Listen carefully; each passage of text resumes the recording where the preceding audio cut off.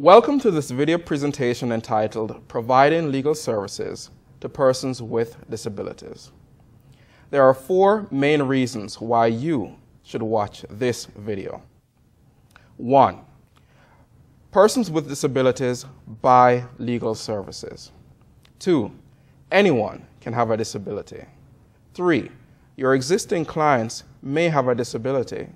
4. Your existing clients may develop a disability at a later stage of life. The purpose of this video is to provide attorneys who may not have a great deal of experience working with persons with disabilities with some general tips and basic instruction on how to effectively provide legal services to persons with disabilities. First, this video will provide some general etiquette tips for legal service delivery to persons with disabilities. Second, the video will portray 3 common scenarios that persons with disabilities face when seeking legal services. Please note that as used in this video, the term client refers to existing clients and potential clients alike. Without further ado, I'd like to introduce Ms. Megan Hart, who will walk you through some general tips of etiquette for providing legal services to persons with disabilities. Tip 1 for disability etiquette with clients with disabilities is to use person-first language. Refer to your client as a person with a disability, not a disabled person. Tip 2 is to speak directly to the person with a disability. When speaking with a client who has a disability, address the person directly, not the person accompanying him or her. Tip 3, treat adults as adults. If your client with a disability is an adult, then treat him or her appropriately. Tip 4, maintain eye contact with clients with disabilities. It is often useful in order to maintain eye contact to sit at appropriate eye level with your client. Tip 5, keep communication simple and stay on point when interacting with a client who has a cognitive disability.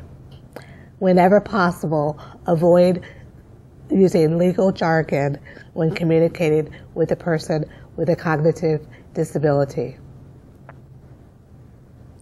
Tip 6, announce your presence for persons with visual disabilities. Persons who are blind appreciate knowing who is speaking to him or her and who is around in a conversation. So please make introductions when meeting a person who is blind and have others involved in the conversation introduce themselves. It is nice when others also excuse themselves when leaving the conversation. Next, we're going to share some specific examples of what attorneys and their staff members may experience. Our first example is of a person with a physical disability. She will share the experiences she has had in visiting an attorney.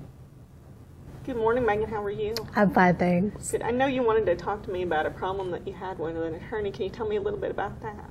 Yes, I had a meeting scheduled, and I was informed that the elevator was out of service, and the only other access was to use the stairs.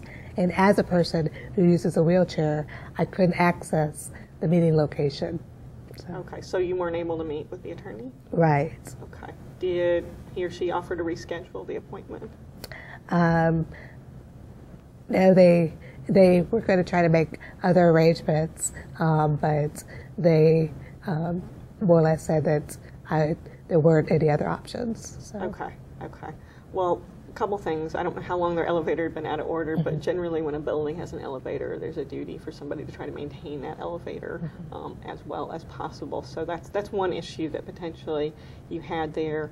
Another thing to keep in mind is that just because an elevator or some other problem barrier exists, that's not a good reason for an attorney to refuse to meet with you. I think typically what some attorneys do is they will move the meeting to somewhere else, like maybe your office or a neutral location, because it's important that attorneys reasonably accommodate people with disabilities and make sure that you're able to use their services just like anybody else. Do you think you'll go back to that attorney since you had this problem? I will consider looking at other options at this point and see if there's a better opportunity to work with somebody else. Okay. I think. I understand it can be frustrating Yes. when folks don't accommodate a disability. Our next example is of a client with a visual disability, and he brought his service animal to the attorney's office. Hi, Mark. How are you today? I'm good, thank you. Nice to see you. Good to see you. You mentioned on the phone that you'd had a problem recently with an attorney's office. I did. I went to visit my attorney regarding an issue that I had, and I was treated very rudely by both the attorney and his secretary. What happened? Well, when I walked into the office, the secretary was, well, shall we say, taken aback. She wasn't expecting me to come with my service animal, and it really freaked her out. What did she say to you? She said that I couldn't bring that dog into this office, that they have a no pets policy, and that I should come back another day without my dog. And is your dog a pet, Mark? No, Theodore is a service animal. Okay, what does he do for you? Theodore guides me through the use of the harness and takes me where I need to go when I give him specific directions, such as forward or left or right. Okay, great. That's real helpful. Well, attorneys' offices are supposed to allow people with disabilities, and I know that you're blind, people with disabilities to bring their service animals with them. That's a requirement of the Americans with Disabilities Act. And it appears to me from what you've said that Theodore does meet the definition of service animal. The Americans with Disabilities Act defines a service animal as a dog that does work or performs tasks for the benefit of a person with a disability. Did you try to explain to this attorney's office that Theodore was a service animal? I did. I told them that I had a card in my wallet that showed that Theodore was a service animal and with the law on it, but they didn't want to see that. Okay. Do you always carry that card with you? I would say 90 times out of 100 I have it with me. Okay, great. That can be helpful. I know a lot of folks, though, who have disabilities don't have a card or anything, and the Americans with Disabilities Act does not require a person with a disability to have a special card or the animal to have any kind of special vest or other labeling to show that it's a service animal. Some of the questions I get from attorneys is, what kind of questions can I ask if somebody comes in with a disability and an animal, and if I want to make sure it's a service animal? And they can't ask about the person's disability, but they can ask, is that animal a service animal, and what work or tasks does the animal perform for you? So that might be something helpful for you to share with attorneys in the future. You mean I don't have to show proof that Theodore is a service animal? You do not. You do not. You can just take him in. You should be able to take him into any business that serves the public, including an attorney's office. Wow, that's great. Our last example is of someone with a hearing disability, and she will let us know about her experience in using an interpreter. Nancy, how are you? I'm fine. How are you? I'm here because I called for an interpreter with a lawyer. I called for a lawyer, and when I arrived, there wasn't an interpreter there. Okay. And it sounds like you asked for the interpreter ahead of time when you called on the phone. Is that right? Yes, that's right. Okay. Did the attorney try to communicate with you in any other way during the meeting? He tried to write notes with me, but that's a problem.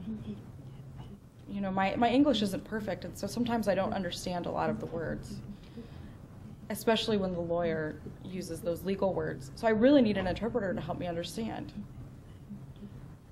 that makes sure that I understand, that I know what's going on. Okay, and I think you speak American Sign Language, is that right? That's right. Can you tell me a little bit about the difference between American Sign Language and English? In ASL, we don't use every word like in English. It's not a one-to-one ratio of English word to ASL sign. So we miss a lot of language growing up, and so we need the interpreter to make sure that everything is clear and we understand the lawyer. Okay, that makes sense to me. So this meeting where the attorney just wrote notes you weren't able to understand? Not always. It's really not the best way of communicating with deaf people. It can be very, very frustrating. It wastes time.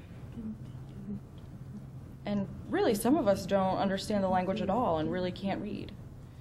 Okay. And so for us, the notes just don't work. Okay, and it sounds like that could result in some kind of misunderstanding between you and your attorney, is that right? That's right. Okay, well, I'm sorry to hear that you had this experience with an attorney. I know that you know a little bit about the Americans with Disabilities Act, and one thing about that is that that act requires attorneys to provide effective communication to people with disabilities, and that includes people who are deaf. The law doesn't specifically say a sign language interpreter has to be provided in every situation, but usually for people who are deaf and speak ASL, that's the only way to provide effective communication. So the key is whatever is necessary to provide effective communication. When an attorney does have to provide a sign language interpreter, that means not only booking the sign language interpreter, but paying for the sign language interpreter. So that's not something you should have to pay for as a client. Something else that attorneys have asked me about is when they're using a sign language interpreter to communicate with a client, who do they look at? And it's important, I think, for the attorney to look at the client and not the interpreter. Do you agree with that? Yes, the lawyer looks at the client, not at the interpreter, because we're communicating.